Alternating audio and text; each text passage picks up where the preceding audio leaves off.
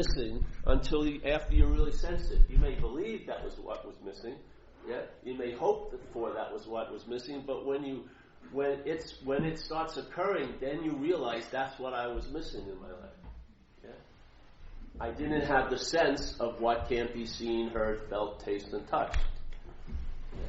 And that's what leavens the experience of seeing, hearing, feeling, tasting, and touching. Yeah? There's too much of something. It needs a little bit of nothing. Oh, I have to make an announcement before the thing.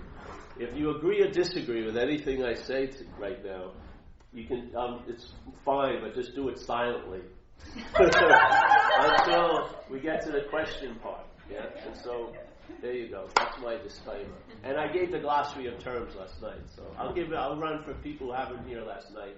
I use a term called selfing, and all that implies or infers is that there's a mental process that's going on, which is represented in the thought system, which is presented in language, and that narrative of your day. That story of your past, that projection of a future, is the selfing. And when the selfing is going on, it infers and implies and assumes that there's someone there. Yeah? That there's someone that this life is happening to. It can't produce that someone, but it infers there's someone. It can't produce a self, but it infers that there's a long-lasting, independent, separate entity. With the allegiance with the body, constantly looking in mirrors and reflections as you walk by cars and everything like that, you're constantly being reaffirmed that I'm a body or have a body or something like that. So that thought system is inferring and implying that there's a subject called Paul. Yeah. It can't make that subject. It can make it seem to appear by just implying. The mind does. Actually, it's the mind that makes it seem to appear. There's the implication, there's the inference, there's the assumption, and then the mind makes the leap into being, oh, I'm that. Yeah? I am that which is being pointed at. I am that which is being assumed. I am that which is being inferred. That's the leap. That's why there's a solution. Because it isn't so. Yeah? If it was so, then in a sense, like in recovery, it would be a hopeless state of mind and body. But it doesn't say that in the program. It says it's a seemingly hopeless state of mind and body. Seemingly means it appears to be true or false. To who?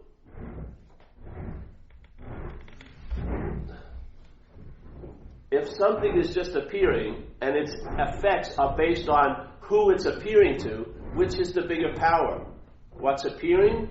Or the one that sees it appearing to be a true or false? The one that's seeing it's appearing to be true or false. That's our role here. We're giving everything the meaning it has. So we can give a seemingly hopeless state of mind and body the meaning that it's a hopeless state of mind and body.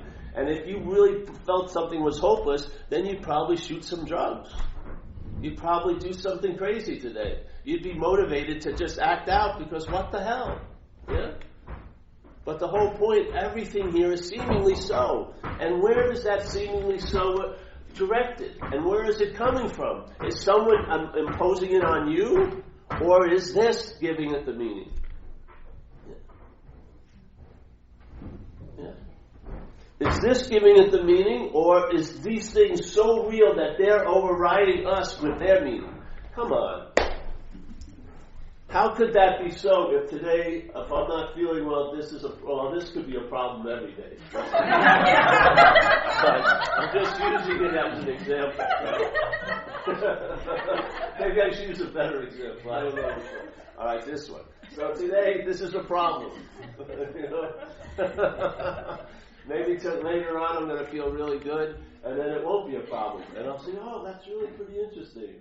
And then the next day I'll be that's not interesting at all, basically. So, is that imposing its meaning on me, or am I giving it the meaning? Yeah. Are you imposing your meaning on me? If this is a little more subtler than an inanimate little two-dimensional thing, this three-dimensional action figure, I quite a lot believe that people are doing things to me. Yeah. But in fact, it's the same principle. I'm giving you all the meaning you have in my life. Yeah? and so on and so forth. Principles don't vary. There's no exemptions. Yeah? There's no clauses where they say this principle applies except for Monday, Wednesdays, and Saturdays. It's not like that. A principle overrides what's going on a consequential level. Yeah? That's why they're part of a solution. If you want to get a sort of a rope dropped out and to get out of the consequential mess, it's a principle that usually pulls you out. Yeah? A principle. You realize something that someone told you or you learned when you were a kid and you apply it and something happens, you get relief. Yeah? Because now you start seeing like this too shall pass. Instead of taking it to be the end of the freaking world, how many ends of the worlds have you had this week? Yeah? How many earth-shattering events do you have a month? Does the earth ever get shattered? Probably not. Yeah? So you see, if you just start reading the tea leaves and tell the truth about it, you realize everything just seems to go the way it's going. Yeah? Now that's a principle, in a way. You won't find that in the consequential level. In the consequential level, it seems like this is attacking me in a sense. Yeah? I've got to either take flight or fight, because most of the people are totally driven by what you call fear. To me, it's mental anxiety. Yeah? Mental anxiety, really. It mimics the physiological effects of fear, but it's not fear. It's not an emotion. It's a mental anxiety. Yeah, derived from our preoccupation with this idea of being Paul, who's an action figure placed in time. Yeah, so I'm thinking something bad's going to happen to me, and then I think about it now, and then something seems to be bad happening to me right now. The contraction that I'm worried about 3 weeks from now starts happening while I'm worrying about the contraction 3 weeks from now. So you're a true prophet because you get exactly what you were expecting, but you get it now.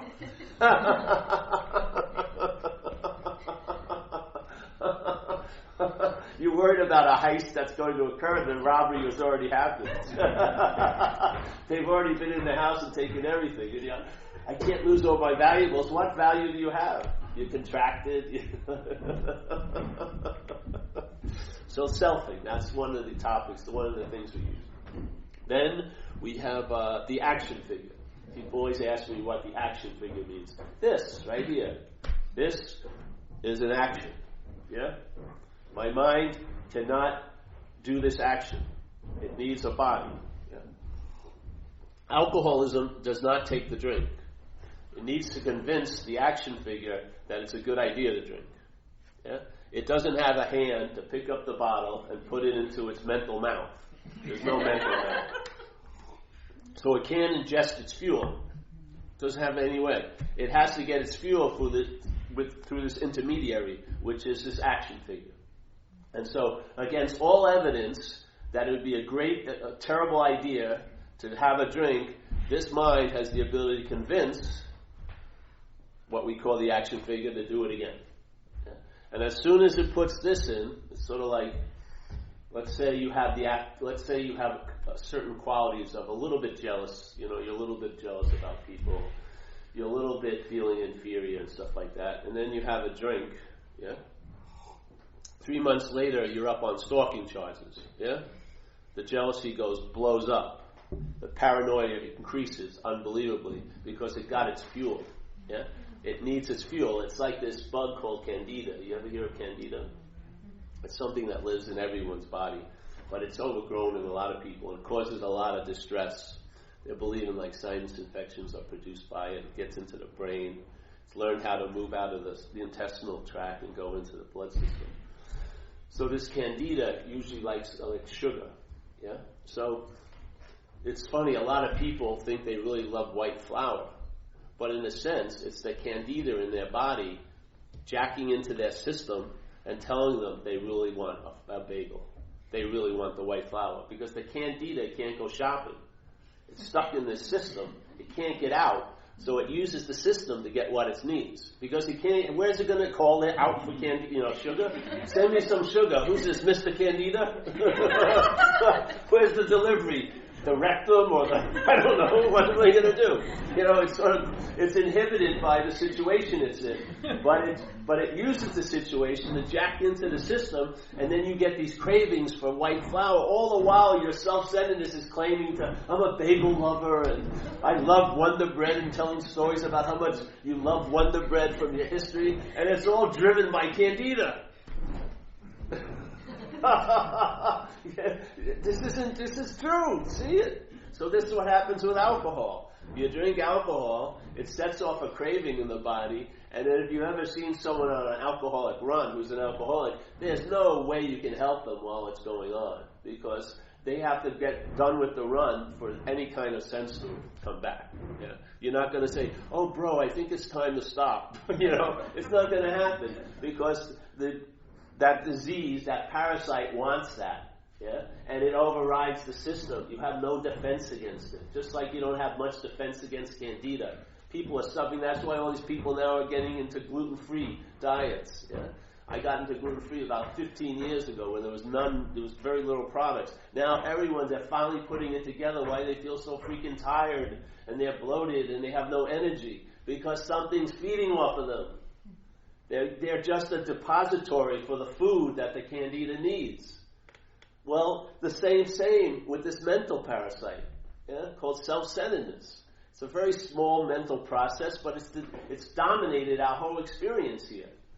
And everyone seems to be formatted in the same way, self-centeredness. And then there's divisions of it, like alcoholism is a very well-tracked one, but there's many more subdivisions of it, all rooted back to the original dis-ease, which is the mind's preoccupation with this idea, a mental idea that it's a long-lasting, independent, separate entity.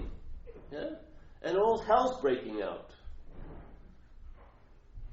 But it wants to call it out and get heaven delivered to hell.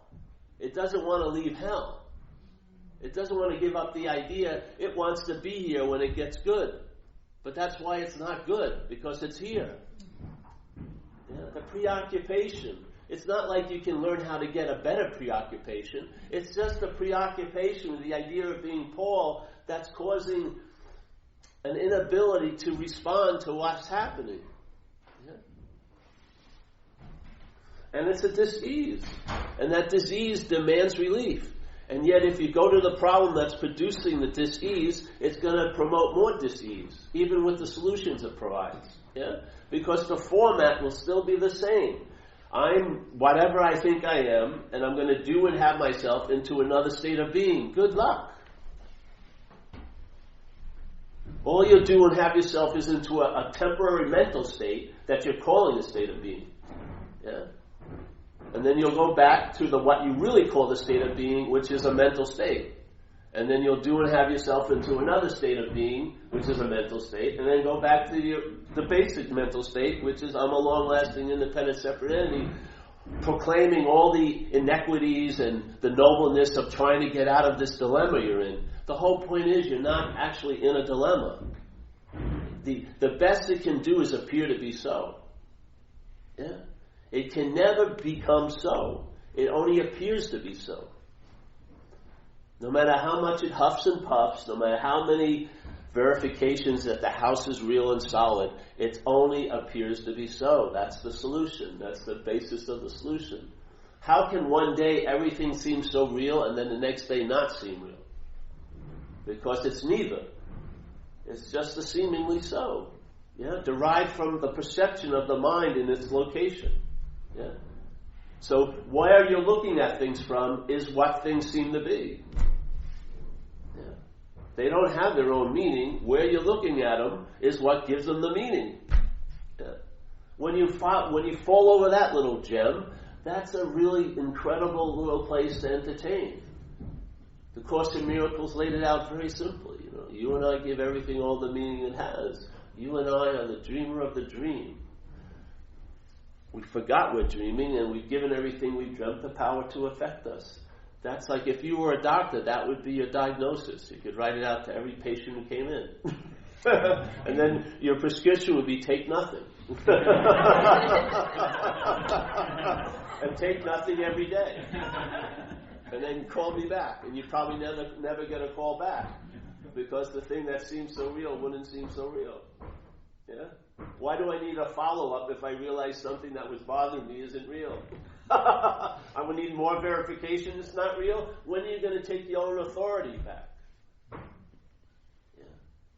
I mean, it's like, this isn't like, what happens when you have a quote-unquote spiritual experience? Do you go to like a spiritual notary, public thing and get it stamped? So I'd say it's been verified. By who?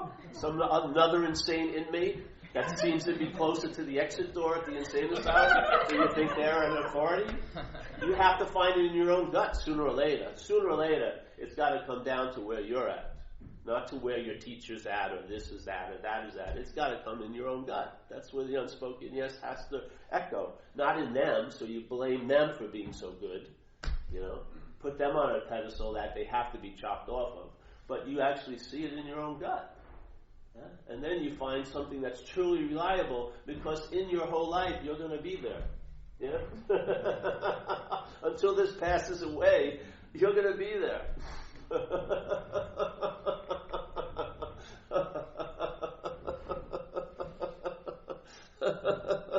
No matter how much believe you cannot be here, you're still here believing you're not here. If you look at the surveillance cameras, you're here today. I really wasn't. Yes, you were. No, I was spacing out. No, you're still here, spacing out. Yeah. I just love it. I love all those books about being in the moment. It just blows my mind. How to learn to be in the moment. All right, I'll buy that one. Read a few chapters. Oh yeah. And then the second edition, how to really, really be in the moment. And then the third edition, how to really, really, really be in the moment. Sign up for our monthly letter of how to be more in the moment for June, and February, March. Give me a freaking break. You can't be out of a moment. There's no freaking way you're out of a moment. You are the moment. You're the bringer of it. You're the experiencer of it. You're the moment. Every moment of your life, you're the moment of that. So this whole idea of trying to get into the moment is just affirming a crazy assumption that you could possibly be out of a moment. But I don't really feel like I'm in the moment. Who's telling you that? The head that's assuming it can be out of a moment. How is this going to fortify and reinforce that assumption? By creating all these propaganda forecasts and feelings. Oh, I feel so disconnected. It's a story. Yeah. If you go back to the first page and you're not the author, you'll lose interest in it. You'll lose interest in the story. And so all stories, I'm so disconnected today, and then you try to trace back why I'm disconnected. Well, I didn't do this, or I did that. All you see in every statement of that book is your own relevance as a self, that everything's based on you, when in fact, you're inherently absent.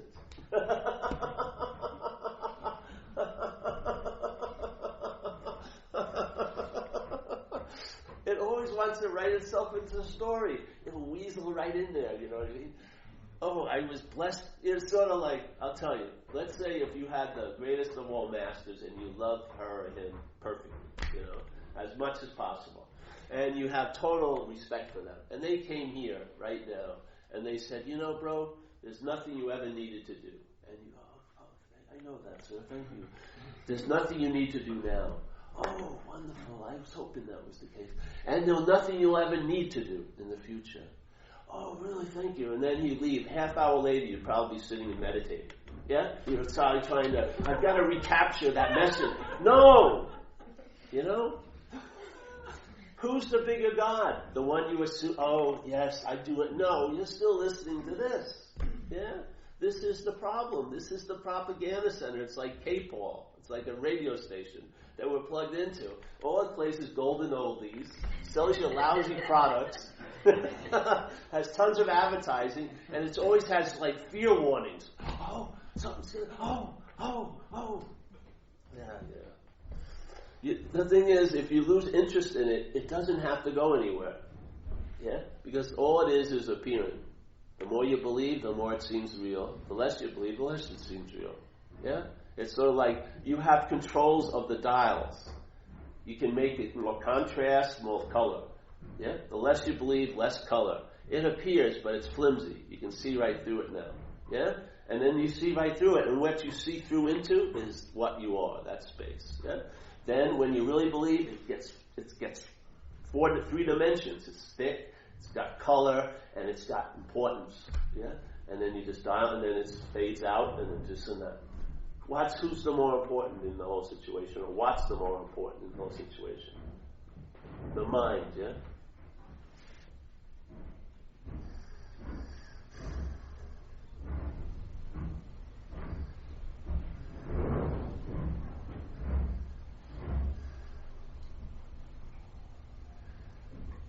So what I did, I heard this message. I don't know what I was doing. I was in recovery for a while, and then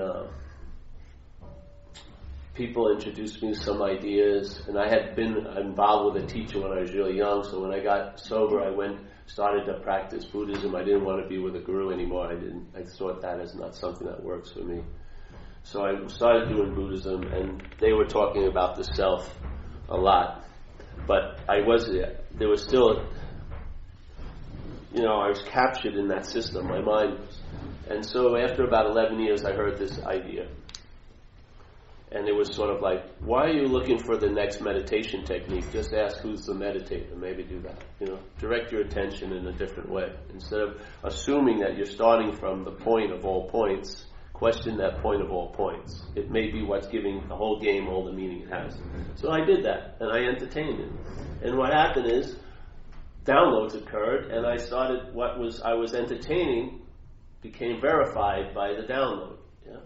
The download sort of produced like an unspoken yes, and then it seemed like, and this is in hindsight, the mind just got recalibrated, and a huge amount of interest and attention was taken off the system called self-centeredness, and then just dispersed into whatever it's doing now. Yeah? I don't know what it's doing because it's flexible and it's open and it's not beholden to anything. Yeah? It's just there, yeah, doing what it's doing. It's always available, ready, but it's not enslaved to that one system it seemed to be enslaved by for years. Yeah? The interest and attention was just wedded to the idea of being Paul. Everything had to be written about how it was about Paul. Oh, it was just unbelievable. And you have no idea how heavy it is until it's lightened up, really. You may have a feeling that something's imposing something on you, and you can know it from the problem, which is a form of knowledge, but the real knowledge is from the solution. Yeah? When you're seeing it from the solution, that's the real knowledge. You get to really see it. And all of it does, all the information you get about it is it's not you. Yeah? It has nothing to do with you. And there's no you to have anything to do with. And there's no feeling of, oh, I really wish I would have gotten this earlier. There's not much importance on time anymore. You didn't miss anything. You're not late. You're not in I'm hovering over, waiting to land finally. All that's forgotten. It has no meaning whatsoever. It's like your moment of life starts that moment in a way. Yeah? And then it starts this moment, and this moment, and this moment, and this moment, and this moment. Yeah? It's never like, it just keeps, it's like you're parachuting into the moment. You land, and then here you are. And the mind's flexible enough, it just responds, to the seed assignment, wherever it lands. Oh, okay. So if I'm at a paint job, I'm painting. If I'm here, I do this. If I'm surfing, I'm surfing. Yeah, it's pretty simple. And then this guy at this meeting the other day says, well, are you afraid of sharks? And I said, well, not now, because I was on land. And that's how your mind gets. Your mind gets really practical. It's like, because you could have gone on, well, not really. There's not so many shark attacks. There's more electrical storms that kill people. But the fact is, I know a shark can't get on land. So You know what I mean? I have that knowledge, and so I'm quite secure in that I'm not afraid of sharks right now. You know, this is how practical it gets. It's very simple, very clean, and you don't have a lot of information. You just know what to do next. Yeah, and even if you don't know what to do next, that's what you're supposed to do. That next. Yeah, you're supposed to be in I don't know what to do. Yeah, so everything downloads when it's needed, and it's sort of like there's not even an extra drip. Yeah, it just cuts off, and then you're back in the I don't know again. Yeah, and that's where your basis lies, is in the I don't know. You get to know, you find out, but basically the basic baseline is I don't know. Yeah, and then while you're traveling here, you get to know by finding out. You don't get to know by studying. Yeah, you don't get to know by that, because that's a very flimsy form of knowledge. You get to really know by finding out. That's the position. So you're very flexible because, let's say you have a preference and then the person changes their mind. You're apt to be able to go with that quite easily because you don't get fixed anywhere anymore. Now, if you try to practice that, it doesn't freaking work.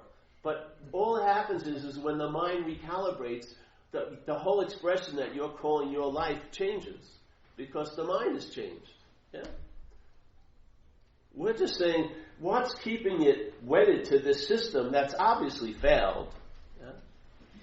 And all your solutions, in a sense, have obviously failed if you're still looking for a solution. Yeah? Because part of the solution takes away the need for any other solution, really. Yeah, at least on this level. This kind of understanding. Once the understanding hits you, it removes any desire for any more solutions. Yeah, that to me is a worthwhile solution. Yeah? So you have that solution, and so you're very it just turns into traveling later. That's basically it. That's the best way I can put it. It just becomes something that's so reliable you never think about it anymore. Yeah, and you don't have to look where to stand or how to stand to rely on it. You don't have to get into any kind of posture to rely on it. You don't have to be in any specific location to rely on it. You don't have to even be in any physical shape to rely on it, or mental condition or emotional condition. Yeah. Now, they can be impediments if there's a deep belief and rootedness into those conditions, but they don't have the ability to cause separation from that. Yeah, nothing does. That's the solution.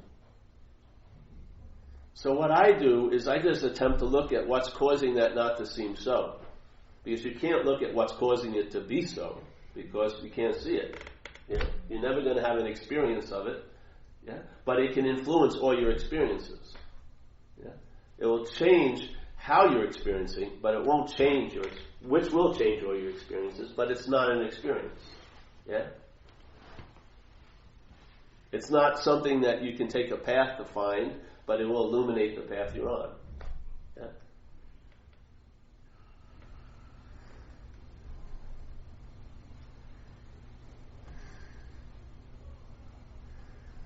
I mean, what more do you want? Literally. Do you really want enlightenment over being all right today? You probably don't. If you were all right today, you probably would drop enlightenment. The idea of, like that guy Ramesh used to have a great joke about, he was at a spiritual group and he said, Ramesh Balsekar, a teacher, and passed away a couple of years ago. He used to say a joke, he says, all right, he was at a spiritual group, he says, all right, listen, if you had a choice between $1 million or enlightenment, which one would you take? And so, of course, they're all good spiritual seekers. They all went enlightenment. He says, well, I'd take the $1 million because at least I'd be there to enjoy it.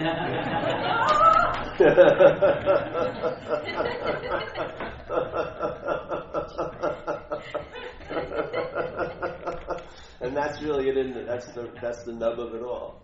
Yeah. Many of us are holding on for us we're waiting for to have an experience of our own absence, and it's not available. You're never going to be there to get it. It's actually a loss of interest in what seems to be there. When the interest is what's causing it to seem to be there. When the interest and attention isn't fueling that appearance, it weakens it, and then you see through it. And when you see through it, that's like seeing your original face. Yeah, no thing. Yeah. No noun, No noun as a physical subject, just verbing, just streaming, just seeing, you know. And in that constant movement is where you rest, truly. Yeah. That's where you really find stillness. Like it says in that Zen statement I use a lot, you can't use activity to find stillness. Yeah, you can't use a practice to find stillness. That would be activity. Yeah? In this case, the ultimate activity is where the stillness lies. Because it's not anything that's happening, it's always happening, so it doesn't even seem like it's occurring. Yeah? It's sort of like here, we're sitting here and no one's feeling really is understanding or really concerned or worried about the effects of gravity, I don't think. Yeah? You weren't at a cafe this morning and people were complaining about gravity. You know, gravity is very heavy on my right shoulder today. How about you? Yeah, your one's dripped a little bit. Gravity's got a thing for you today, keeping you down. Keeping you down.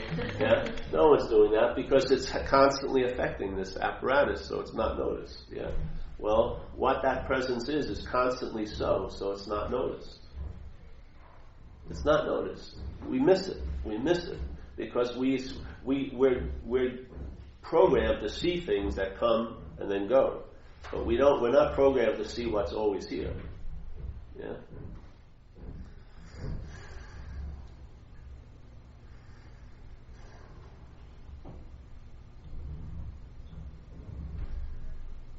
So this is why I like to use the word entertainment, because all this came after the fact for me. I went to the meetings, listened to stuff, and then some things occurred, and then I found ways to try to describe how it seemed best, suited the way I was feeling about it. And the word entertainment was really important because that's what it's like. It's not like, this isn't about concentration and focus, it's more about diffusion. Like the aperture opens up, not concentrates. Because I notice when a lot of times when the mind concentrates, what gets enlarged is not what you're looking at, but who's looking. You know what I mean? It's an opposite effect. You think you're really getting into that topic, but you're getting absorbed in self quite a lot. The idea I'm the one. Yeah. So you get, let's say you're studying God, and it's not like Ramana Maharshi says, to know God is to be God, but in most cases, in this way, to know God is to become the knower of God. So you're much more important than the God that you're knowing. Yeah, this is what happens. But in this case, it's more like if you've ever heard of Dzogchen in Buddhism, Tibetan Buddhism, the Great Perfection. They call it the relaxed awareness. So it's like a relaxed awareness. So the aperture opens up. It's diffused. Yeah, it's more like a 360-degree thing instead of like a 5-degree thing focused. With an intent or a purpose. That's a form of looking. This kind of looking never finds seeing. Seeing is too dispersed, yeah? It's too relaxed. It's not going anywhere. Yeah? It's like we say, the only way you can get lost is if you're going somewhere. If you're not going anywhere, you're never lost. Really. So here you are, this is open and it's dispersed. Yeah? That lens opens up. And so that's how you travel. Yeah. The mind's open, it's relaxed because there's nowhere to go, there's nothing to do in a sense. You're not going to attain anything or achieve anything. Your most noble endeavors after you've given up all your other endeavors is still not an endeavor, really. That's given up also. And so you're walking around with a big open lens. And what happens is a huge amount of possibilities that weren't being noticed start to get noticed. Yeah. Because you're seeing. Yeah. So instead of, I was okay and I hope to be okay, you are okay. Yeah? Instead of seeing like, oh, I've got to be doing and having and achieving and this and that, it's more about expressing. Yeah? Because you've already reached pay dirt in a way. You are the pay dirt. So there's more like, oh, well, just expression. So you're more apt, I don't know how it wants to express. What's going to happen? I'm going to find out. Yeah? I'll find out. I'll see the tracks on the trail, and I'll know where it's going. That's the best I can do. Yeah? And I have total confidence in it because it's in a sense it's not going anywhere to get anything that it doesn't have or it isn't. Yeah? Because being is complete. doesn't need to enter a process to finally reach a crescendo. It's complete already. It's not wasing and willing, it's being. Yeah? It's not in a pursuit to achieve its own sense. It's basically, I would say, expressing or attempting to express its own sense. But it's not attempting to find itself. It cannot not find itself. It's all there is. Now, the selfing is a whole different article. It's a very small system that cannot fulfill its main agenda, which is to be a self. It can never make that so. It can only make it appear to be so. Yeah? To mind. That's all it can do. That's all that can happen. Yeah? It can never finally find fulfillment. Therefore, it's like a desire that never gets fulfilled. What is that but the base of anxiety and agitation? That agitation, instead of having an open aperture, it closes on a subject. Let's say you're walking down the street and it's a beautiful day. Then you see someone who's very attractive. And then you desire that. You forget about the whole freaking day. Yeah? And now you're on them. Maybe you'll follow her around 8 blocks on the streets and thinking you'll go to the same cafe, buy something you don't want to buy, drink something you don't want to drink. This is what happens with a desire. Well, this desire of selfing is always on. It's always unfulfilled. What happens if you don't meet that girl? You're pissed off. You're frustrated. So you go home and eat a pint of Agudas and watch some freaking movie like 3 times or something like that, and then start having an attitude of hating women or whatever starts going on. This is the Petri dish of selfing. Yeah? Because a desire begets another desire. This desire can never be fulfilled, so now I have a desire to feel better about that. Yeah? So each addiction is just another step from the original addiction. And then you get lost in that one addiction and you never get to the root cause. Yeah? So that addiction, maybe you stop drinking, now you're looking at pornography. Now you're shopping too crazily. Yeah? Now you're spending money you don't have. It's just still keep leaking out because the break in the pipe hasn't been fixed. Yeah? You'll know it by the solution. You'll know it by the relief. When a very strong, broad relief comes over you, you're onto something. Yeah? Entertain that. That's worthy of entertaining. Instead of worrying about my pants too short, or is my zipper down, or what that girl mean by saying hello to me, or what's going to happen to me. No, all freaking day. The mind's nature is to entertain. Why not give it something worthy to entertain? Like, hey, here's your own face, bro. Your original face. Look, and that looking will never run into an object. It'll be like infinitely seeing. And just keep expanding as far as you can go. Yeah? If you can handle the energy insert, you can just... Yeah. If you can handle incessant onness, it will happen. I swear. It has no... I used to go to healers, energetic healers, and I thought I had the problem, and then when I tell them, they didn't even address it. They didn't see that as the problem at all. This doesn't see what you're taking to be a problem as a problem. It just downloads. And it's incessantly on. If you're willing to stand it, it'll just keep on keeping on. Yeah? It can get as bright as it can go. But the point is, the seeing opens up. And what comes in and goes out is a lot more than what was coming in that little tunnel vision of, I got to get this. This is going to produce what I think. Yeah? This is a failed system. You're relying on a failed system. It's like having that snake where you save the snake and you take it home and you put it in a shoebox and you feed it with a little eye drop and you put a nice little flannel blanket over it and miss the snake and everything, and then it starts getting healthy and you're walking it around and it bites you and you're really upset. Why the hell did you bite me? Look at what all I've done for you. And he says, hey, I'm a snake. What am I supposed to do? What is a failed system going to do but fail? Yeah. What is a failed system going to do? It has to be true to its own quote-unquote nature, and which is to fail. Look at us.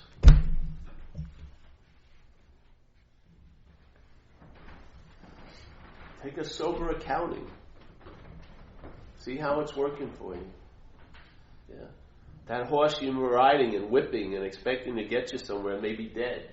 It's time to get off and maybe let the mind entertain another possibility, access another modality, and then see how that works for you. Yeah? For me, it became a lot more inclusive. I thought everything was either or. Either I'm working or I'm having fun. Now I have fun doing what I do. Yeah? Everything got a lot more inclusive, not so much separated. And there was how could I have ever practiced to get there? I didn't know what that there would look like.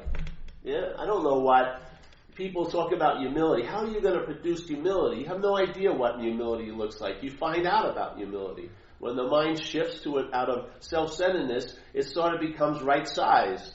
Yeah, it gets. The card deck gets reshuffled. Things get aligned. You start seeing blue is blue and red is red. It's not like a practice. It just occurs. And you find out about its occurrence because it's happening through you. Yeah?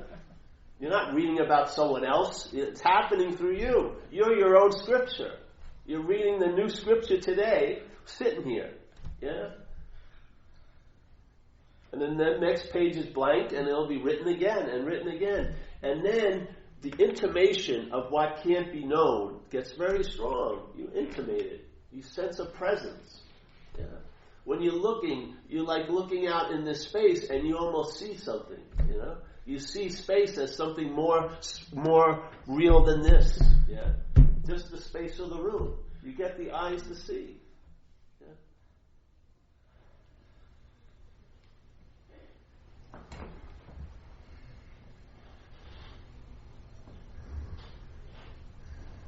It's like this whole idea with the selfing, we talked about it. Well, the first movement of selfing is claiming. Yeah? That's what it does. It claims. You can use a simple example. Here's a bottle of water. Yes? Everyone sees it. Okay? So now, when I look at this bottle and I hold it as my bottle, what does this bottle now do? It's not just going to quench my thirst. It's going to be used to point at someone who has the bottle. Yeah? Every problem you have has a different value to the mental condition. It points to the one who has the problem. That's why sometimes it's very difficult to get out of problems, because the pointing is necessary for the appearance of selfing to be reinforced. Yeah? Every thought held as your thought points to the thinker. Every thought points to a very old thought called I'm the thinker. Every thought claimed by the mental process is used to point to the thinker. Every feeling claimed by the mental process is used to point to the feeler. You may have thousands of different feelings, but there'll be one feeler. You'll have hundreds of millions of thoughts, and there'll be one thinker. All of them have a purpose, in a sense. They're being used. Yeah? The word mind. So here's a thought coming by. The conditional mind sees it. First of all, the mind sees it. The conditional mind rises and says, I'm the seer of it. Yeah? So now that's my thought. As soon as the my thought happens, there's a bridge that's built to what this my or this Paul represents, which is tons of ideas, tons of beliefs, tons of mental minutia, emotional minutia, all this. And it downloads into the thought. In other words, the mind gives meaning to that thought. Yeah? Injects it. And then when you become aware of the thought after this process is set, you believe the thought is bringing you the meaning. You believe that this big truck of bad meaning has just uninvited driven up your driveway and dumped all this shit on you. And you're really freaking pissed off, and therefore you're looking to blame someone, either yourself or someone else. And so, if they didn't do that, I wouldn't be thinking this way or whatever. Yeah. But the fact is, you've got to get clear of what's happening, or there's no solution. There'll be tons of solutions, but they won't work. So here, a thought is a thought. If you have a thought and it's held as yours, it has the ability to ruin your whole day. It will not ruin my day, because I'm clearly seeing it as your thought. I may have empathy for you and compassion, but it's not going to have a huge effect on me. Yeah? I have a built-in immunity because I don't see it as mine. But the same thought held as my thought can have a huge effect on me. So it's not the thought that has the effect. It's the mind. Yeah? The mind is what introduces the effect into the thought. And then the thought's like a piñata that we open up, yeah? Way past the point of conscious contact, way down the line. The mental process has already commandeered it, hijacked it, and is using it for its intent. And then we think we're having the thought, yeah? I'm the thinker of it, like a piñata. We hit it, it opens up, and then its meaning drops in on us, yeah? And then we try to deal with that. How is there going to be relief in that consequential situation? You got to hope that the thoughts don't bring you these terrible meanings. You're going to there's going to be a lot of praying and hoping that things will change. Yeah? But yet there's no way, you don't know what there is that needs to be changed. Here's the thing. Every thought implies the thinker. The thinker is the dominant thought. Yeah? That you're the thinker. Yeah? That meaning of being the thinker, that ownership, that proprietoriness is being injected into every thought that you seem to have. This is how the trance of self-centeredness keeps getting reinforced. Yeah? See how when you ever reverse engineer something? When you don't know how something works and then you take it apart and you figure it out how it works? This is what you can do. You can see it. You can see how this thing is built and structured, and maybe by that possibility it offers you that this is a foreign installment, that allegiance to it, that cherishing of it, that taking it to be so all about you may be dismissed, and you'll be able to walk away from it and not look back. There won't be any sort of allegiance to it, that you want to have it come along with you. Yeah? That you'll be able to just walk away and be freed from the bondage of self. And it's not for the rest of your life, it's for this moment. Because the activity of the bondage is happening now by the way the thought system is held. Yeah. Conscious contact, forgotten. I'm the one who's in conscious contact. Remembered. Yeah? You can't remember conscious contact. There's no need to. It is. Yeah? But you constantly remember self because it isn't. It has to be remembered because it's not so. That's why, like St. Francis says, it's forgetting the self. That's how you're reborn, or something like that. And a great Zen master called Dogen said, to study Buddhism is to study the self. To study the self is to forget the self. Yeah? That's what we're doing today. We're studying the selfing. Why? So that maybe you get a hit that it's not you, and if you get a hit that it's not you, what's going to happen? You're going to forget about it to some degree. Maybe an incredible degree, maybe an increasing degree, but there'll be a degree of separation, yeah, from that, and you'll travel lighter. That's the whole freaking point, yeah. Because lighter will get more lighter, yeah. Once you get a flavor of what it's like, you'll probably have an incredible, spontaneous reaction. Hey, I like that, and therefore your allegiance will be broken to that dead horse, and you'll be put more into the live horse, yeah. And then you'll have the wind blowing through your hair, and you'll really feel like your hand will be on the pulse of life. You'll feel alive now. Yeah, instead of hoping someone's going to bring you a feeling of zest and aliveness. I got to meet someone. You can't. Jeez.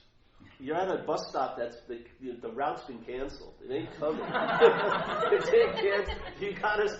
You gotta either start itching or whatever, because it's not coming. And even if the door opened and swung open, you'd probably have a story about how long you've been there longing for the truth when the bus of truth came by and the guy goes, come on in. Oh, but I've been longing for so many years. I'm so happy you're here. Let me save it up. Get in. Oh, no. You can't believe how much I've yearned for this moment. Get in. No, you don't understand. It's just been, where's the violins? Yes.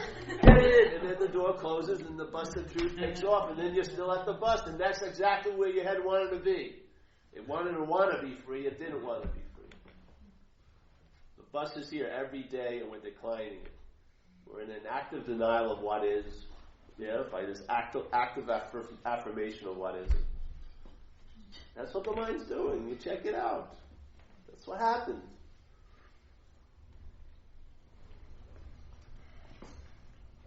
I had already seen it. I'd been up 10 days shooting coke, many, many times.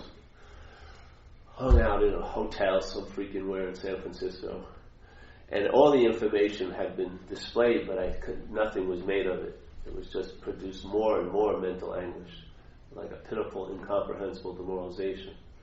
And I figured what I thought if I had my mind get taut enough, it would snap and I'd transcend it.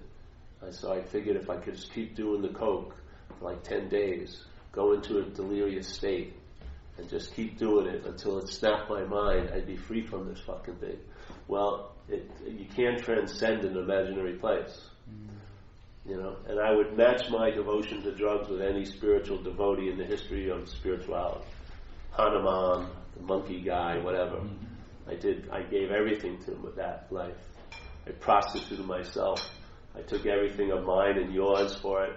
I loved it. Never loved anything more than cocaine. It has a very strong personality. It's an incredible mental wind, that fucking thing.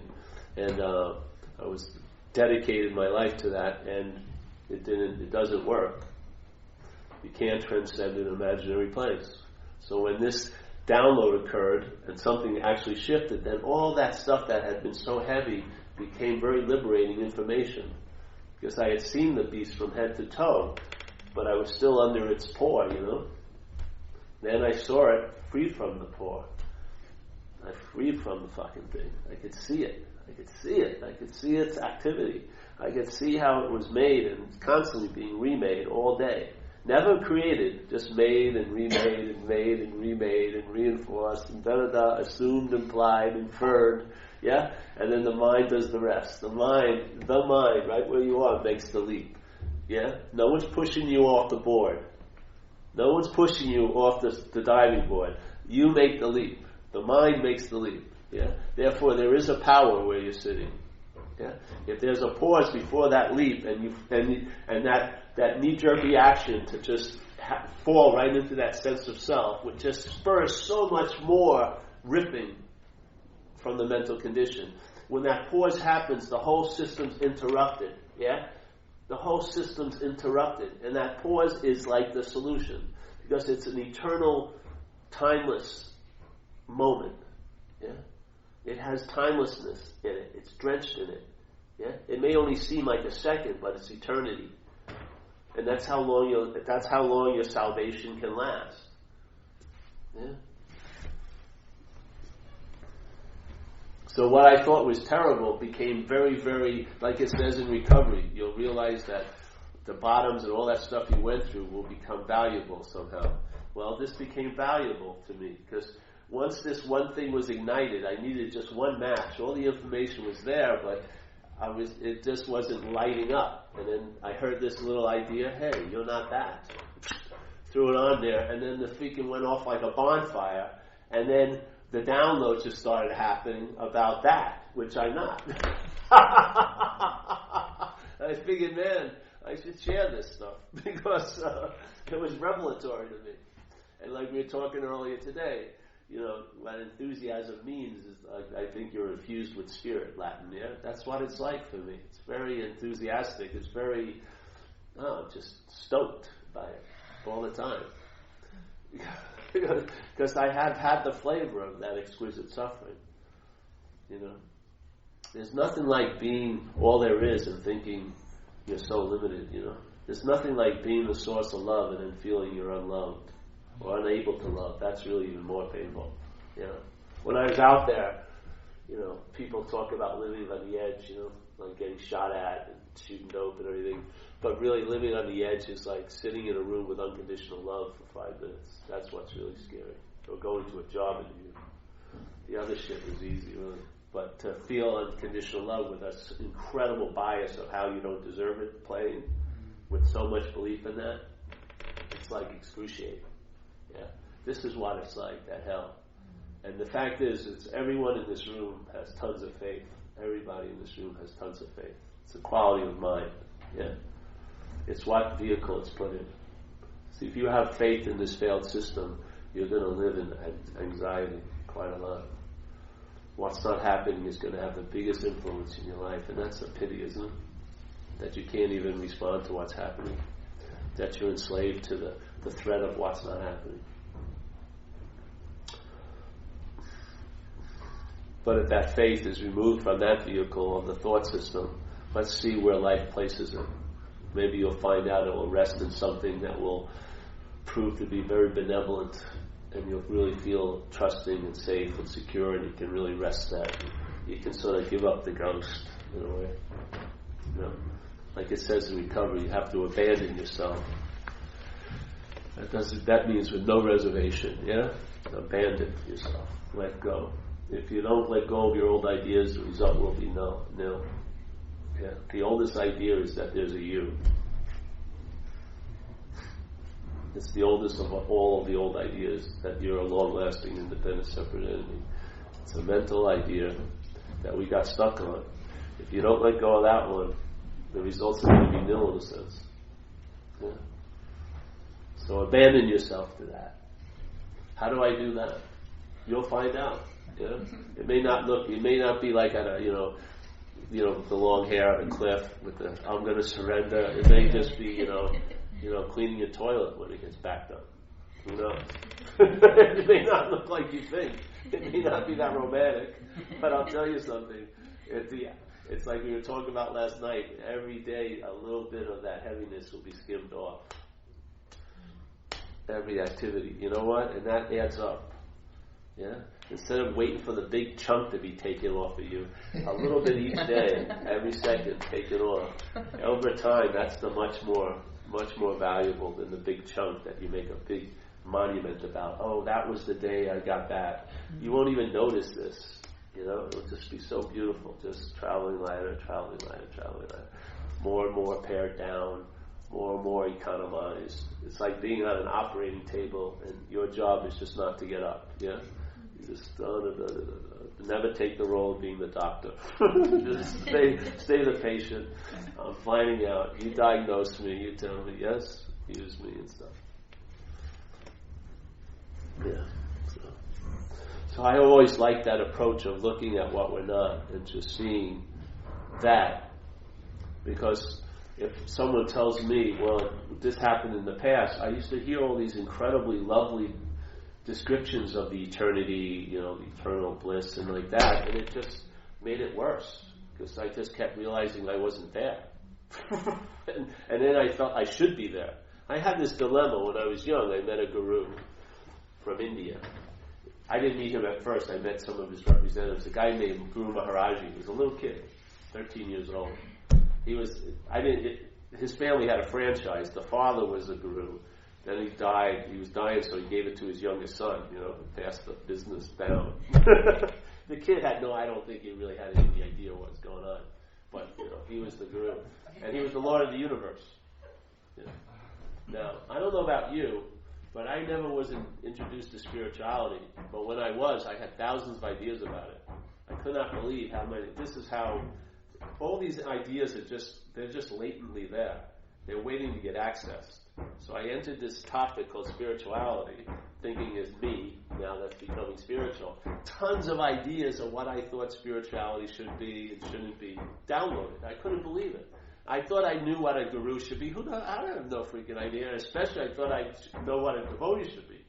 Yeah? So it was like, here I am, there's the Lord of the universe, and I don't like the Lord of the universe.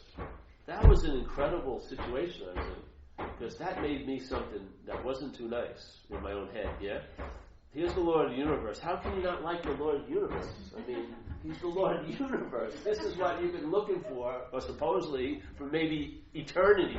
And here I am, I don't like him. I don't like him. It produced so much anguish for 5 freaking years. I was trying to plan on, jokingly, but with a little bit of truth, of how to assassinate him. I was at this function in Orlando, Florida, and it was like a 7-day function. I had been away for a while doing drugs, and I tried to get back into it. The whole while, though, I had these overalls on. I had a file of coat, like my security blanket, just in case. Which I didn't, but I had it there just in case. So I was there, and then he was doing an open car cavalcade around the grounds. He'd do it every day. So I was figuring, if I had like a poison dart that they couldn't see me, I'd shoot him, and it was delayed, and he wouldn't die for about 100 yards. They wouldn't know. And I was just wanted it to be over. Just because there was so much pain being produced by what was supposed to bring me relief. It was used the exact opposite way. Exact opposite way. Yeah. So in this case, even the solution, this message, that gets thrown out. So there's nothing that the mind can pick up and use against you. Yeah, nothing. There's no handle. It can't grab it. Yeah, it can't make something that's like good to bad because it's nothing. It's nothing. It can't make it into anything. Yeah. So even as soon as the problem, which seems real, it needs a real solution. As soon as the real solution dawns on you, the problem is seen as unreal. As soon as it's seen as unreal, there's no need for a solution. Yes? Why would you have a solution if it's an unreal problem?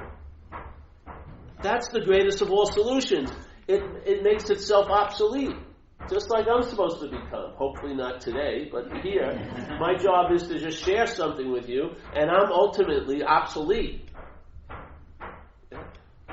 If this really worked, you'd get it, in a sense. I get it, you are it.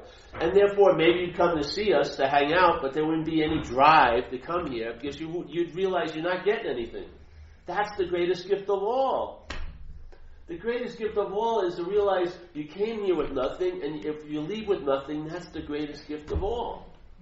Because nothing is the gift that keeps on giving. It's ultimately infinite. It never ends. There's no quantity to it. So this solution is thrown out, so you don't have a solution either. So the mind can't use that because it's used a lot of solutions to beat the living shit out of this.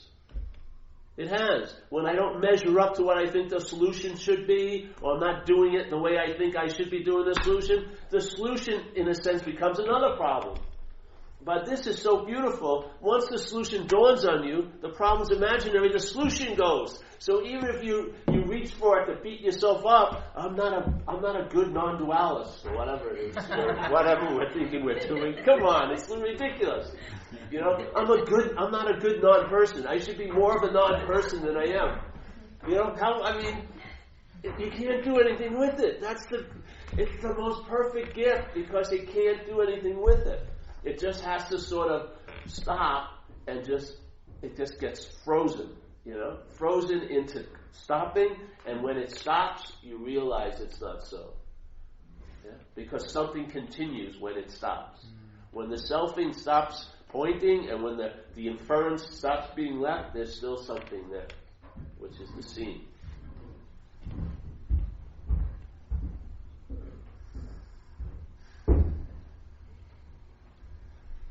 I can't put more impetus on that. It is so economical, you know, because anything that's left behind, the mind will pick up and turn it over and mull it over and judge you by it.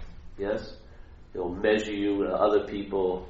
They got it before me. They've only gone to 10 satsangs. I've gone to 800 satsangs. It'll do the same old with everything else. It'll do it with this message. Don't think this message is immune to that. The mind will make it into something. But if the message immediately blows up as soon as it works its wonders, there's nothing to do with it. You can't grab it. You can't bang yourself over the head with it, or your non-head with it. Yeah.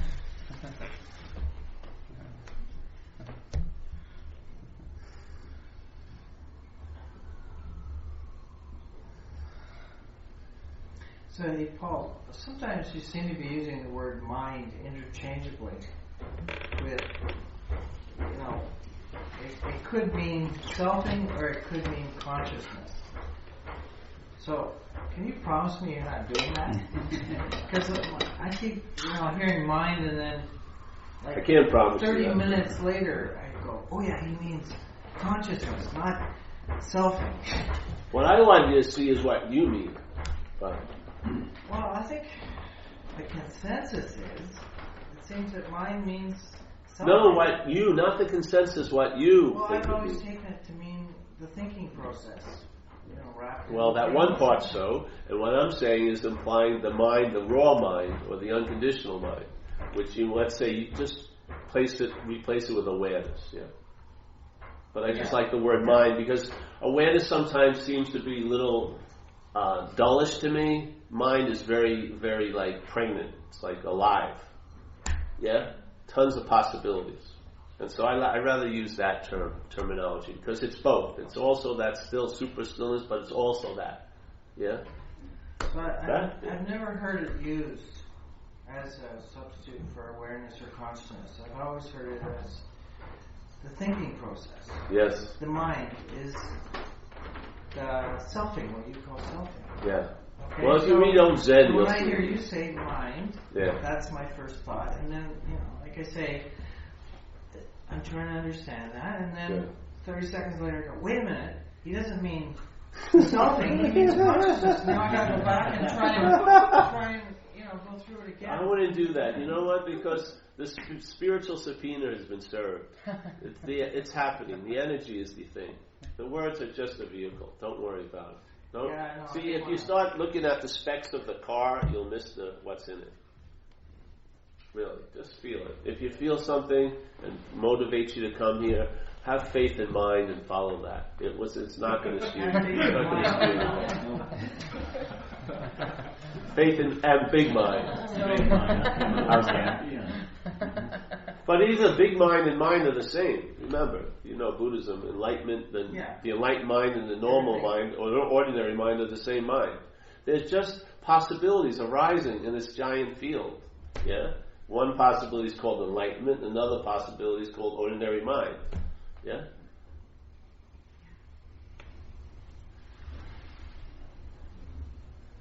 You ever hear imminence? Is imminent, something's imminent. Then there's potential. Everything is available. It appears and disappears in a field. Let's say you want to call it a field of awareness or a field of mind. I like to use the word mind at big N. Yeah? Everything that comes into appearance and then disappears. But what it's appearing in and disappearing in doesn't go anywhere. Yeah? We're programmed to see what appears and disappears and take that to be real. But what's real, we don't take to be real because it's always there. Yeah, we're not noticing that. Yeah. Now that's a contrived type of program that causes us to be blind to that. It's called a form of looking called self-centeredness. Yeah. So self-centeredness co-opts the seeing and hijacks it and translates it into a form of looking, which causes us to be blind to the seeing. So when St. Francis says what's looking is what you're looking for, a lot of people don't get that because they actually have a belief what's looking is somebody, that it's me that's looking. And they have a real strong belief that I'm not looking for that me. I'm trying to get out of that me. Yeah? But he doesn't say who's looking, it says what's looking is what you're looking for. Yeah? So truly what's going on is what's looking, and then there's a mental interpretation that turns it into who's looking. And that's where the miss occurs. Yeah? So all the while you believe you're looking, that's what's looking. And that's what you're looking for. It's attempting to save you a huge amount of time. One of the best gifts you can have here is time saved. That's why some of the greatest statements in quote-unquote spirituality are very succinct. They're like 5 words, yeah? What's looking is what you're looking for. I mean, they can stop you right in your tracks and change your whole life. Yeah? You can't sell a book on it. It'd be like one page, which would be great in a way. I always wanted to write a book and then have a statement and say, all right, for further validation of the statement, go to page 67, and then you'd go to 67, it would be blank. And then another statement, go to page 99, and that would be blank. So the real message would be the blank pages.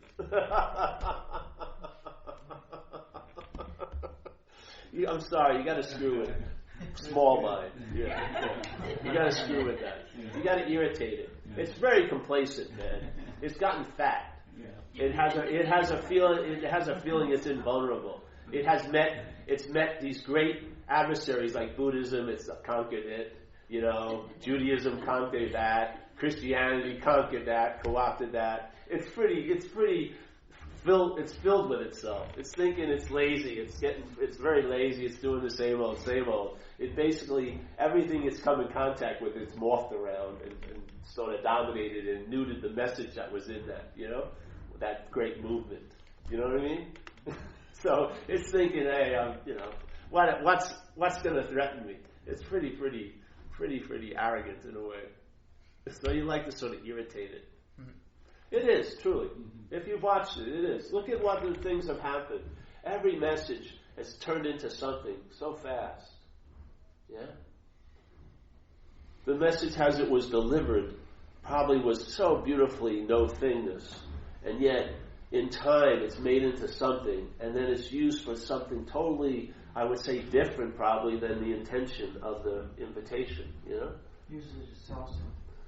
Sell something or impose something on somebody or something like that. And it goes on and on and on and on. And it doesn't seem, no matter how beautiful the message is, it can be co-opted.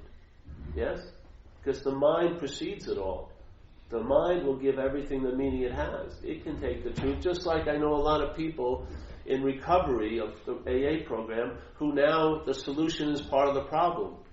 They never have a bottom because when it gets bad, they go into AA for a week or two, and then they go back out and keep getting loaded. It goes on for years. I've watched a couple of people I know. For years they've been doing that. So, in other words, they're using the solution as part of the problem now. They never get to have a bottom, which would probably maybe incite a real shift because they can run into AA. I was happy I didn't know about AA, so I had to get my royal ass kicked. And then, until I was pretty much convinced and washed up on the shores of AA. But I can't believe it. To me, in a sense, I have a lot of respect for the solution of AA, and I've seen it co-opted and made into a problem quite a lot. So, mind overrides everything here. I don't care how pristine the information is or the path is, it can be overridden by what thinks it's on the path, easily. Yeah? This is a different type of approach, no approach at all. Yeah. So it's sort of like the Eye of Sauron. You ever see the Hobbit in those movies? The Eye of Sauron, it has this ring it wants, so it's scouring Middle Earth for this ring, yes? It's constantly fixated on this ring, that's its value. This is what this message is like. It's like nothing. So the Eye of Sauron just goes right over it. It doesn't even notice it.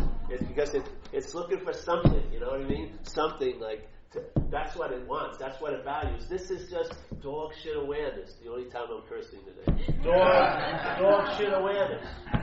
Dog shit awareness. It steps right over it in its pursuit of things that it thinks is valuable or trying to dismiss things that it thinks is valuable. This thing gets in the back door. I've seen people enter this quote-unquote non-duality thing. After a year or two, they're bored. Because they can't make it into anything too much, yeah? No one's walking up, that loving gaze you have. You must be really high, present, And, I remember when I first heard it, let's say my girlfriend would come home and say, hey, Paul, you didn't wash the dishes. And I'd say, there is no Paul. There's no Paul that could wash the dishes. She'd say, screw you, wash the dishes, My head was trying to use it as an advantage, you know what I mean? And after a while, it just falls apart because it can't get enough steam. So usually it's put down, or it's made into something. Yeah. But if you can weather that storm and just stick with it, even if it doesn't seem like it's doing anything, far out really, just stick with it. Honor what that unspoken yes heralded. If you had an aha or an unspoken yes, honor it. Put faith in that mind, the big M, that noticed something that you weren't noticing. And now that you've dismissed it and you haven't been able to mine anything out of it and it doesn't seem to be working, entertain it still. Just see what happens, yeah? See what happens. People jump off the boat too quickly and they always want to move to the next new thing. The next new this and the next new that. Stay with it and entertain it. Allow it to sort of seep in.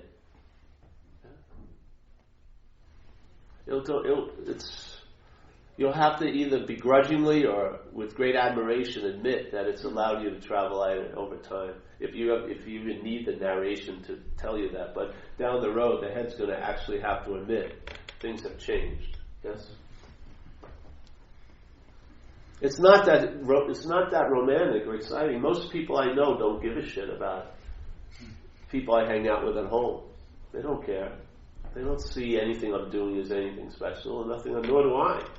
You know, it'd be much better if I had something to teach. This is about really.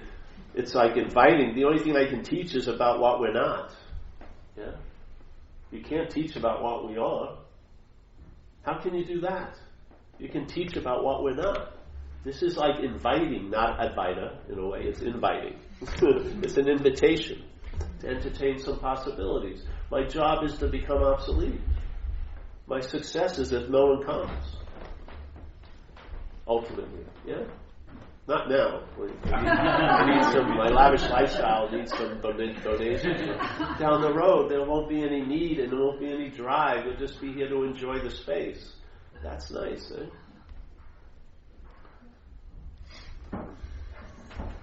Well, I like your message. To me, it's like putting a little mind out of a job, and it doesn't want to. It wants to keep working, and you're saying like, "Sorry, I don't need you anymore because it didn't work for me. You didn't do a good job in the past." Yeah, always what happens is what gets built is like a false little corporate headquarters, and it's in there running it, but it has none of the phone lines go out to any of the navigational systems. But it's all still yapping commands, and I'm going to fire you, and you're not going to get that raise, and no shit's going to happen. And it's yelling. It's got a big megaphone, but it's like like a soundproof room. You're not hearing anything. But, oh, yes, you. You know? And of course, it's so filled with itself, it believes that everything is coming to pass, and you're just, traveling lighter. Yeah. You hear it, but you're not listening to it. It's different. Consciousness is going to hear it. You're awake. Yeah. So what arises, you're going to know. But listening to it is intention. That's when an agenda you may not be aware of is arising, which is the bondage to an idea, a mental idea. The mental process is using, the systems to bond to an idea of being a self. That's listening. It's a totally different feeling. Hearing is totally different than listening. Yeah, just like seeing is totally different than looking. Looking has an intent. Yeah, seeing is different. Seeing is dispersed, open. Looking has an intent. It's looking for something. Yeah, that's why you can't see nothing. As soon as you're looking for something, you're blinded to nothing. Yeah, because anytime you come across nothing, you make it something. And the mind's so quick in doing that, you don't notice it. You're privy to it after it's already made it into something. It's so fast, the heist. The heist is very, very fast. The robbery's happening right now. Yeah. We're waking up or coming to at like square 4. Yeah. Square 0 would be, first square 0 is just that space. Then the square 1 would be the conscious contact. Then square 2, mental processes arise. And then square 2, the sense of self is dominant, yeah? Or square 3. Now we think the game board starts at square 3, when it's actually square 0. Anytime you have a free sample, be it at square 3, and all the squares that come after it, which is 10, 20, 80, 90, every time there's a free sample occurs, the recognition is that you're on square 0. Every time.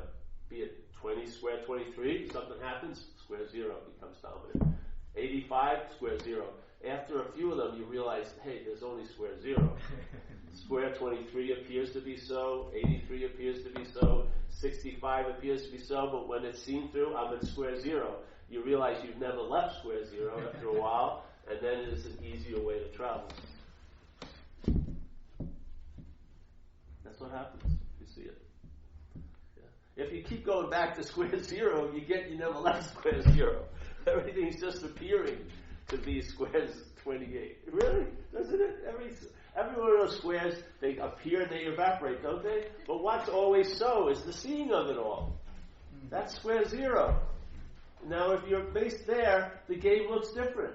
It looks totally different from square 0 than square 3. Square 3, it's all about me. The whole game. Everything, every square I land on will pertain to me. Because it's the game of self-centeredness, yeah? Square 0, it's like, now, square 3, life's happening to you. That's the story, the theme of the game. Square zero, life's happening. Totally different. You'll travel a totally different way if it's seen as life's happening to me or life's happening. Totally different. And you can't get the feeling of life's happening from square three. It's always going to be made into it's happening to me. Yeah? For square zero, you'll see square three as part of life's happening. It won't make that little turn and to become like siphoned right back into this idea of being you. You'll be freed. And then the game that you called monopoly will be seen to be something else. Did you say that again? So seeing square three, seeing that there's a part of you that's making it about you. Yeah, there's not a part of you that's doing that. It's just mind. That event. Yeah. So Yeah. that's seeing. Mm-hmm. Yeah. Okay. Yeah. See, let's say if you're on square three, then you're seeing from that. You're seeing from square three. You're never seeing square three. Even though the seeing's available, but now the seeing has a direction, called a way of looking, which is, so the seeing is never resting on square three, or you'd wake up in a way. It's thrust out to square 4, 5, and 6. So now you're looking down this, figuring out your strategy, and there's time, there's past squares and future squares, or like that. Yeah. So now the seeing is now a form of looking, or that's how you're traveling with. But from square zero, you see that formulation. You see how seeing gets co-opted and turned into a form of looking. It can't become a form of looking, it just appears to be a form of looking. It's always seeing. That's why St. Francis says, what's looking is what you're looking for. So the seeing never truly gets bastardized, it just appears to be. Yeah? That's the freedom. It's just like that in recovery. If this was a hopeless state of mind and body, I should just leave this room and shoot some coke. If this is all there fucking is, I'm going to get high. Yeah? But it's a seemingly hopeless state of mind and body. So right where the problem is, square three is the solution. Yeah? Because you're not that. And how do you know it? Right now maybe you don't, so you entertain the possibility, but you're going to get free samples to verify it. And then the calibration will shift from square three to square zero a number of times, and one time a lot of your emphasis won't leave square zero. And then if you get 51% of the stock, it's your company. That's what happens. So, this is what happens, at least what my experience with it is. Yeah? It's just a recalibration. The mind sees, it just gets recalibrated. Your interest and attention gets freed from this bondage to this idea of being Paul. You stop looking at everything as how it pertains to you. Though that looking continues, but you stop looking from that point of view. And you see it just like you'd see a tree. Yeah? You'd see its structure, but it's a structure, and it has to be reinforced because the bonding has to be reapplied all day because it's not a natural bonding. You are something. You're nothing. Yeah? You're not of this place. Like Jesus says, you're in this world, but you're not of this world. You're not of thingness. Yeah? Your nature is not of form. So, and it's not a mental idea. You're not a mental thing. Yeah? So with that, of course, that's the leavening agent to traveling as a thing, The sense that I'm not that thing, that's how this thing seems to travel later. Yeah? If I was identified with this body, I'll tell you, now, when I was getting loaded, maybe I just thought I had a body, really. Maybe I had felt a few emotions, usually angst, and anger and elation when I shot stuff and did these things. But basically it was just a body, the same body every day. Now the amount of stimuli flooding into consciousness is mind-boggling all day. Every second my body condition's changing. Every freaking nanosecond. Sitting here, I can see I feel totally different than I did a second ago. Different sensations are occurring. It's just on and on and on and on and on and on and on and on and on and on and on. Yeah. But what's noticing it isn't changing. What's noticing it is totally, it unblinks. It never varies. It's not looking away. It's just on because that's its nature. Yeah, it's aware. Yeah. Now I can see why a lot of people want to be disassociated, because like that guy was sharing last night, there is a lot of stimuli coming in from a lot of different senses, and the mind is doing what it's doing. Yeah, but I used to think there was just a body. It's unbelievable how volatile and like fluid and how just unformed like it is. Tons of different things firing all the time. Yeah. Now, if my attention was on all those things, it would be unbearable. It'd be really painful because there's aches and pains constantly. But thank God the calibration is on what's seeing it. You wouldn't want to have this view if you weren't in the seeing. You'd want to be unconscious. You'd want to watch a lot of movies. You'd want to check out. Like that guy was saying, there is a need. The stimuli would be overwhelming to this little pinpointed mind of thinking like Paul. It'd be overwhelming. It's like being one little person as a thing getting avalanched by stimuli. But when it's awareness, then all of that, every contact, every conscious contact is the firing of that awareness. Yeah. Everything seen as not it implies it. Yeah. It's like an incessant, constant reminder of what doesn't need to be reminded of. But it's incessantly, like by seeing what I'm not, you always know what you are. Yeah, because it's the seeing of what I'm not. That's what I am. So, as all the while I'm seeing what I'm not, all of this information arising, going, everything like that, that's what I am, the seeing of it. Yeah. Talk about being full of yourself, then you'll be overflowing.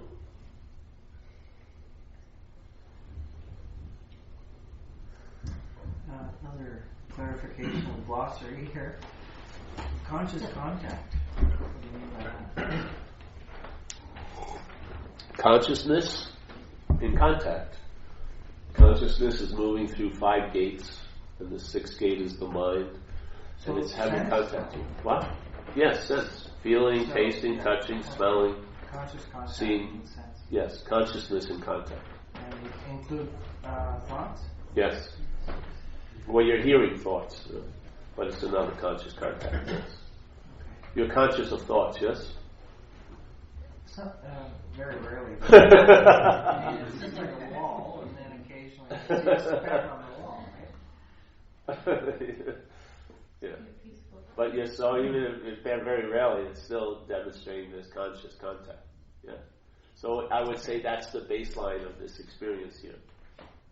Consciousness is in contact. Yeah. This is the interface that consciousness can move through and have contact. Yeah. It's moving through this to have contact. Yes. Yeah. So the mental process co-opts that and says it's me. It crowns a mental idea of being the one that's conscious. Yeah. So now you believe you're seeing, you're hearing, you're feeling, you're tasting, as if it's a quality that you have some control over. But if it's always displayed that you don't, obviously. If your eyes open, you're going to see what goes by it. Yeah. You may say, I didn't want to see a cat today, but if a cat walks by, you're going to see it. It's not in your field of choice, is it? And then the absurd jump is that you believe you're the doer of a very subtle process called thinking. That's really blows my mind. You know, that's a huge leap, because you don't even digest your own food, right? Do you? Are you pumping your heart? No. Are you running the blood through your veins? No. But then a much subtler process of the body-mind, the small m, the brain, a much smaller process of that you take to be the doer of the thinking, which is really incredible. Yeah, that's real arrogance, to make that leap, that heist. Yeah. So If you thought you were the digester, you'd have the same stuff. You'd have the same craziness going on about all the things you thought you did. If you were thinking you were doing the digestion, Jesus Christ, you'd never be able to leave your house. Jesus, I timed myself. I digested that pizza really slow. Fuck. You'd be having inferiority complexes about how fast you digest a burrito. You'd be making unbelievable problems, just more mental minutia by claiming that activity. Thank God it's made so obvious that it's involuntary. Most of the stuff, the one thing that was open to some kind of interpretation, look what the mind has done with that. Thinking, Jesus Christ, if it had the other senses, we'd be all fucked, totally. Oh, I shouldn't have saw that. I shouldn't have seen that. I shouldn't have seen it. You know, come on, it's freaking insane. Oh, wait a minute.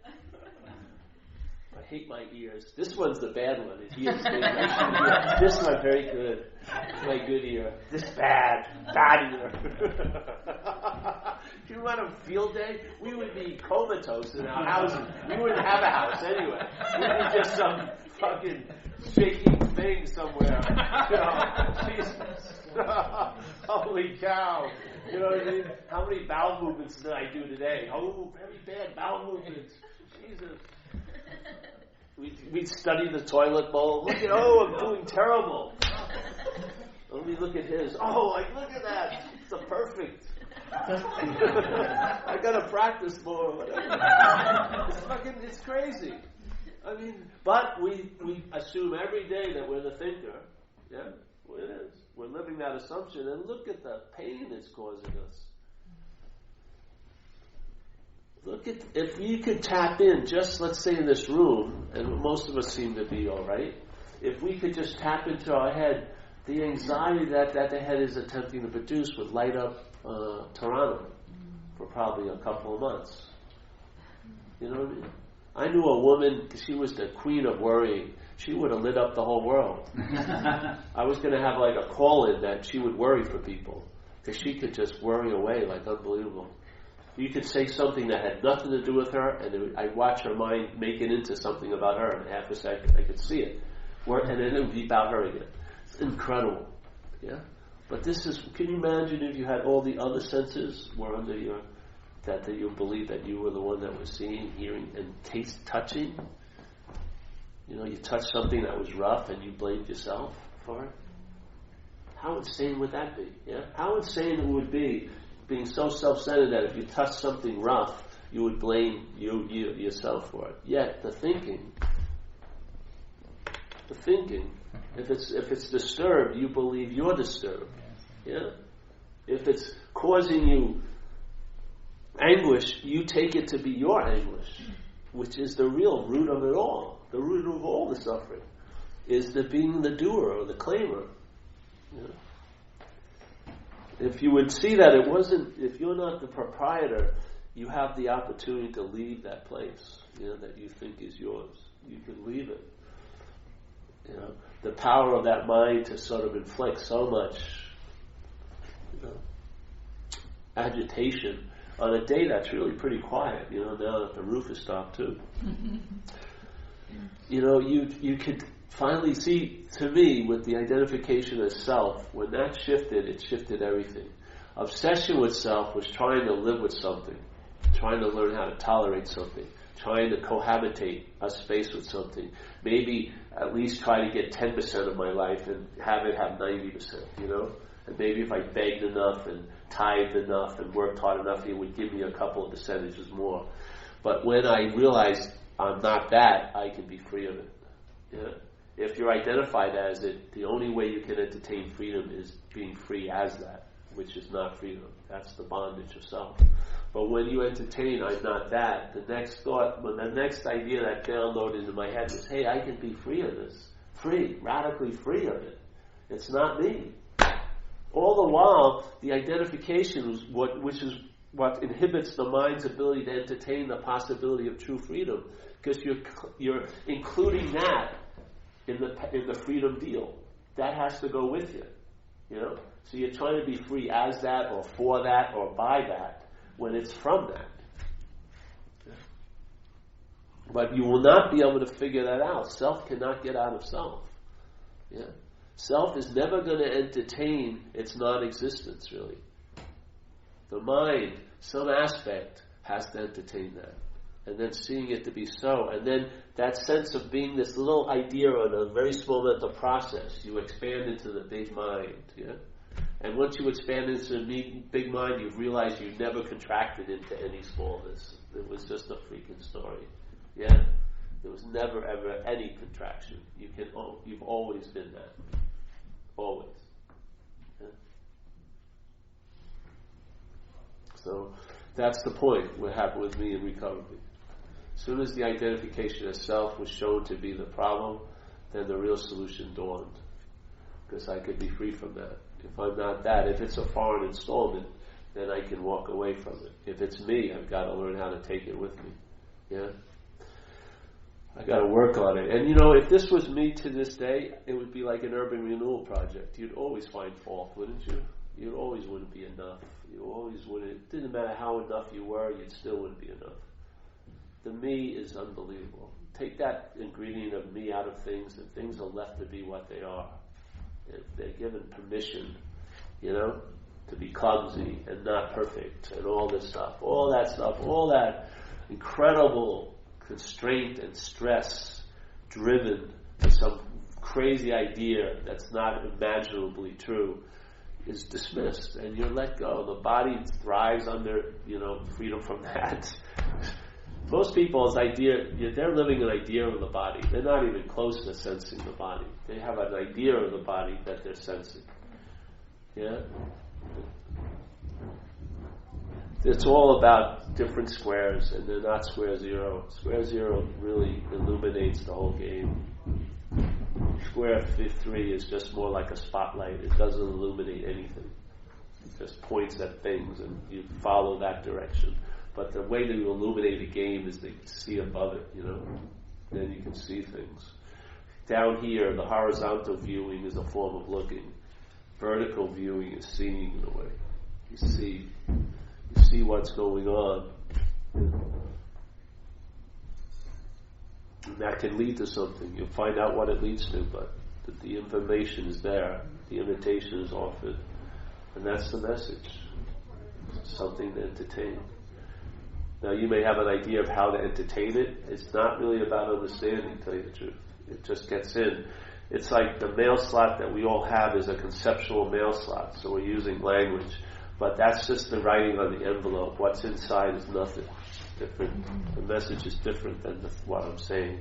Hopefully it's being implied with the energy that's going on. Because that's closer to the truth than the words, Yeah. So that's it. Oh, you want questions? Yeah, yes, questions. Yes. How good to see you. So, you're downloading all this information, all this stimuli, and then you got these 70,000 thoughts going on too. How are you deciphering all that? Well, you're not. How do you know who to listen to or what to listen to? You'll find out. You'll see what's true. It starts ringing true like a bell, and you recognize it. Sometimes you'll make mistakes at the beginning, but after a while you'll be able to recognize the sound, and you'll start picking that one up. Find that, but like you said, the claiming happens before you even notice it. It can, yes, but with this idea, you may be able to see it. Once you see once, twice, it expands. So then you assume, you'll sense it when it downloads. You'll know what's happening. Yeah? There's a point where there's an authenticity, and you're the authority of that, and it gets to that point. Yes, Doug? Isn't it kind of in what happens too? Like, isn't that where you could say the truth is in what happens? Not so much about what you think about what happens, but about what happens. Well, that's where it can indicate, yeah. Like it said, like Jesus says, it's a good tree can't bring forth bad fruit, and a bad tree can't bring forth good fruit. So you'll know the tree by the fruit. You can't know the tree by the tree because it's not available to us, but you can know it by its fruit. So there's an intimation of something. Yeah, you become familiar with something, let's say, and then your faith rests there, and that faith produces an ease and comfort. So you see that as the fruit. And now you're onto something. Yeah. I was going to ask you, would you say that selfing or identification of the thought process immediately implies time? Like you talk about. Yes. Well, like you have to remember yourself, right? Yes. To have a sense of self. Yes. Yeah. And like even your future projections are based on a memory that you have of yourself. Yes. Would that be correct to say? Yes. Okay. The whole system is of time. And so, like, even to talk about what we're talking about, like, the words are happening in the past. Now. Now. Yes. Yeah. Okay. Yeah. We're on a time delay, in a way. But when the mind shifts to conscious contact, you're closer to the, It's just like pure the event experience. horizon, in a way. Yeah. But time is, this place is drenched in time. The interpretation is drenched in time. Your whole thought system is based on time, and it's all the value. If you just look at where the value lies, you see the intent of the thought system. The value of the thought system is on past and future. So you see that that's its intent. It doesn't really have a value in this moment. Doesn't really, it doesn't. It's usually, if it did, it wouldn't be thinking. It would be into taking this moment. It's using this moment to think about the past and the future. Yeah. I mean, you have to see its value system. It's just sort of like in politics, you just follow the money. You know, how did they say in the Rome, who benefits? Don't listen to all the yapping and just see how they vote and stuff. You'll see what's going on. It's very simple. You may not like it, that's the problem, but you'll see, it's very clear. It's the same thing. Look at the thought system. How does the thought system picture you as a body? Yeah? It pictures you as a body. It's taken you to be a body. So if you listen to the thought system, if you're listening to it, not hearing it, listening to it, it's going to be assumed that you're a body or in a body or having a body. And obviously the body is of time. So now you're in time. Now you're in this world of things. And there you go. There's square three and now you're off. That's what happens. Yeah? I mean, it can't be, it's not so. When you were born, they've proven it, that babies don't have a sense of self. So a system grew up, a mental process to produce a sense of self. And how it produces it, it needs memory. Yeah? When you're a baby, you don't have memory, and there's no sense of self. So put it together in a way. Then the memory starts getting on, and now you're remembered. Yeah? The sense of self is remembered, and then it's remembered also by worrying about you in the future, because you are pictured as this also. And so now it's like, I was there, I will be there, I am here. That's its logic, yeah? And now it's been doing that quite a lot, so now we don't even question that. I am here, and now we're trying to fight, why am I so obsessed with the past and the future? Well, they're necessary to have that feeling of being here. As Paul, yeah? That's their job. They're not, how much learning are they mining? How much do you learn from your mistakes? You know what I mean?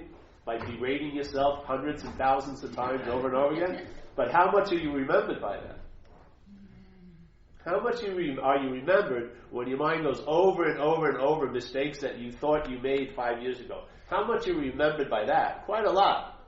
Yeah? How much do you learn from it? Probably not much. So you see the system, the value system. Yeah? It's not totally uneconomical. It's very economical. It's firing on all its cylinders. And it's firing to remember you as this idea, this mental idea, so that the mental process has dominance. Yeah? It's like king of the hill, so to speak. Conscious contact is forgotten, isn't it? Most people seem to be quite unconscious of the conscious contact. All right. Job number 1's done. Let's keep on thinking about Paul. Let's see what else we can do. All right, Paul, the source of love, can feel like he's unloved. All right, let's go. Let's see how far we can go with this, you know? And the mind's like John Coltrane. You want to go? Yeah, I was just going to ask, so if you stay in that space of like nanosecond to nanosecond, I mean it's timeless, but with respect to language, if you stay in that space of nanosecond to nanosecond conscious contact and don't identify with the self thing, that's it. Well, just let's say that you cannot not be there. So you don't have to stay in this space. Okay. I believe there's an impossibility that you truly have never left. I agree. You cannot leave that space. See, if it's about staying there, then you become relevant again. It only appears that you need it. Yes, exactly. See, if it's about staying, then you become relevant again, because then the belief that you've gone Get to do is something to verified. stay. Exactly. This is cutting both those tails off. It's not staying, and it's not. You can't. You couldn't have gone, so you don't have to stay. If you take the doors away, it can't play entrance exit all day. Seriously, if you take the doors that say exit, they're entrances. You know what I mean? You take them away, what are you left with? Right where you are, it dawns on you that nothing's actually ever happened. That this has always been the way it is. It just appears to be that way, and it's fine to appear to be that way. There's nothing wrong or right with it. It's just the way it is. But if your mind's interested in it, it can wake up, it can see it, and go, hey, you know. I think I want to beg off this tyranny now. I'm kind of tired. I'm tired of huffing and puffing and blowing up this little mental doll called Paul, because pins it keeps leaking all the time. I mean, Jesus Christ, maybe I could do something else, like take a big exhale and the doll shrivels up and then and then the just keeps yeah. But there's no draft for that. It doesn't matter what the mind's doing. In the end, I don't think anything happens really. Tell you the truth. I think my feeling when I've died a couple of times from drug overdoses and stuff. And, I had to be revived and stuff. But I think it's like oil and water. They don't mix really. When this is over, it's like it never happened. Because it never did happen. It's just an appearance in a much larger field. Yeah. We may be trained to watch that one screen, but it's on a much larger field. And I think, in Buddhism, we might as well stretch this out. Eh? You're going to get more than the money that you pay. All right, I want to just share something about Buddhism. Do you mind? In one view of Buddhism, they're trying to prepare for the moment of death. Some aspects of it. So they're attempting to die now, in a way. We'll just be there. But let's say if you've been absorbed in the selfing, so you've been listening to the voice box at square 3, so you're on a time delay. So conscious contact happens, you're not aware of that, and then a second later the mind tells you how it is, that something happened to you or you did something, yeah? So that took time, yes? So you miss every moment of conscious contact. And you're waiting for the story about that past moment to dawn on you, and then you live from there. So, okay, let's say you've been in the habit of listening to that for your life. And so now you get to the point where your death occurs, and the body's going to die. So let's say the body dies, but you're in a time delay. You're waiting for the head to tell you that you've died. But that voice has died with the body. So it's gotten used to having this next moment. But there's going to be a time in this life that there's not going to be a next moment. And it's going to be caught in that bardo, in a sense, where it's hanging out, waiting to hear what happened. But it's never going to hear the news. And it will have missed that big appointment, so to speak, of when you were exiting. Yeah? And what happens if you've been listening to this time delay your whole life, taking that to be the starting point? That's square 3 I'm talking about, but it isn't, That's not the starting point. And then the mind wants to really do a nice number at the end on you, and then just at the last minute it tells you, you've really blown it this life. And you believe that as you believed everything else it's ever said. And that's its last little note it leaves you. Your head's going to be pretty damn agitated.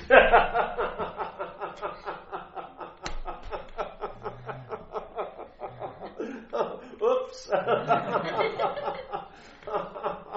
You see? A narration is square 3. The voice box that goes with the game board, starting at square 3, is the voice box of self-centeredness. Yeah? But the whole game is driven by square 0. That's all that's really happening, consciousness and contact. We're living on a time delay, And there's going to be a point in time when that's going to end. Yeah? And so it's almost going to be like you've been living all your life pulling your pants up, and then one moment your pants will be down and it will stop, and you won't be able to pull your pants up, and you'll die with your pants down. So to speak. Yeah? It's sort of like that. The mind won't be able to, there won't be anyone to hear what it's wanted to say, and there won't be anything that it could say because it'll be over. Yes? Like the little voice box on the action figure goes with it. The voice box acting as if it's not the action figure. It's coming from the action figure. It's coming from the brain. Yeah? The sense of self is produced by the brain. Yeah? It's a mental process. It's not something that's flying around, and there's no soul or anything. It's there yapping. There's going to be a point where the whole thing ends and you'll miss the boat in a sense.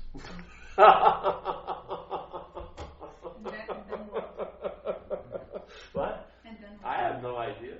I'm just playing around with it. Oh, when I died, what happened was nothing. I don't remember anything except the idea that there is no time. And when I came back, they revived me, and I knew I was pissed off that I was in the same movie again. I know that. I was getting arrested. I had 2 cops and paramedics around me, and I knew I was going to go to jail. But what happened was I was laying in a bed. I shot some heroin. I've been doing some coke. This sounds like a real spiritual talk. Take that, all you other people. I wasn't used to heroin, but it doesn't matter, but I did a big shot of heroin, and I did some coke, and I went to my friend's bed, and I laid there, and I was looking at the corner of the room, and suddenly the whole room started going like this, like the lens was closing down, yeah? And then it didn't stop here, it went, and this closed down. And that was the last sense I had.